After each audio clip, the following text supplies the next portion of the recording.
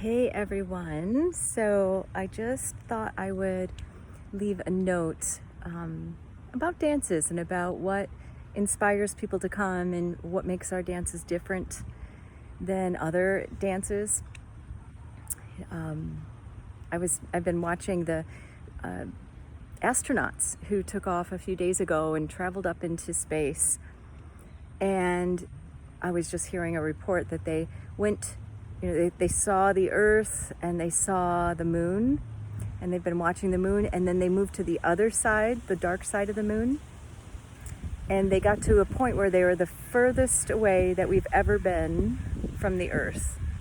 And there was a point on the dark side of the moon where all communication to Earth stopped. And I don't know, I can't remember how many hours that was, or a day or something, but they had no communication. And I was thinking about how dances are kind of like that. Like we take off, we set intentions, which is super important because an intention helps you to activate your own energy, versus just kind of being floating around like with whatever's happening in the world, and we kind of come in and we're just lost ourselves.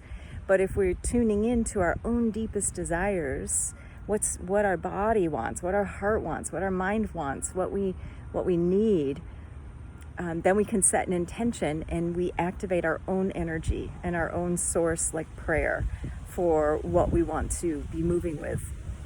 And that's really important. So we're just not drifting off and bouncing off everything that's around us and feeling like, we don't need anything and we're only there to serve. I don't think that, I think that that's important, but I think that's really important. But I also think it's important to recognize that in service, through ourselves, that's how we can be of service. And if we discontinue that and just become the other, we have lost ourselves into the ego and lost even where we can be of service. Like, it always starts within. It always starts with the smallest ways that we can be in service to our bodies, mind, emotion, and spirit. And then we can serve with others. Otherwise, it gets a little skewy, So there's that. We set intentions. It's just like getting in the spaceship. These are the people that we're traveling with, and getting a feel for, okay, we're going into the unknown, So the dance begins, and then we can kind of get into the unconscious, what's under the surface that's moving us, that are stories that maybe we need to clear, that aren't true anymore. So we can go into that unknown and the murkiness and the unknown of what to do or how to move and be with that. And then at the end, we come back through and we come back into landing and we check in with our bodies, with our breath. Are we present? Did we call something back to ourselves from the past? Did we regain some power or some energy from just working with being present? So our dances are kind of like that. Like, we re-land and then we share. Got an ant biting me. We share with each other what we traveled.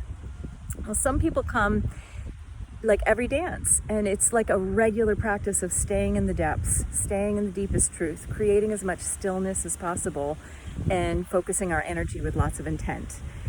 Some people come because it's exercise. It's just like, we need to exercise. And I think of exercise, not just exercise, but exorcise, like regularly taking care of those little demons that want to make us get involved in everybody else's business, or make us get off center, or forget what we really want to create.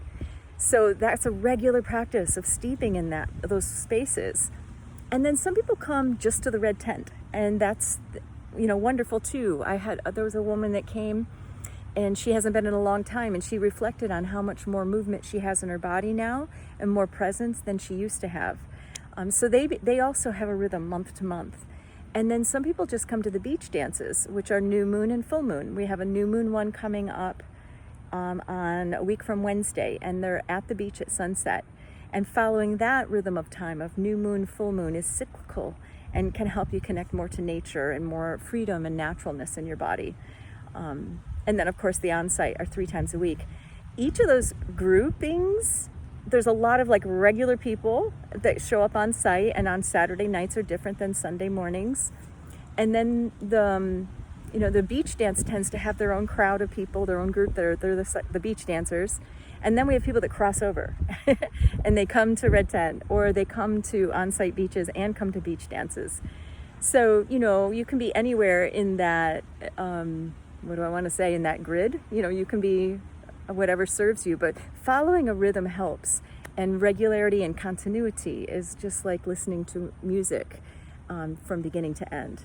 So I always encourage people, show up on time. It's not just about you. It's also about the beginning, being there for the beginning, not sneaking in after everybody's already in their bodies, doing your practice of setting intention and learning how to work with your energy and hearing your voice helps to create safety for others, and it's a practice of being empowered.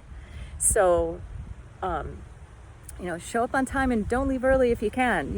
If you have to leave early, that's one thing, but if you do it regularly, that's a pattern that maybe shows up also in your life and isn't the best pattern of completion and being in a full movement of energy from beginning to end, and full moment of harvesting from your dance something, for yourself. So that's today's thoughts. I hope they're helpful.